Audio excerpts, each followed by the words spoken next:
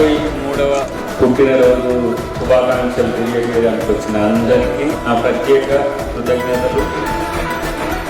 Congress party ప్రత్యేకించి నాలాంటి ఒక సామాజిక సంఘాన్ని ఏర్పాటు చేసి తెలంగాణ కొరకు పోరాడిన సూర్యపేట కల్లులో పుట్టినాడు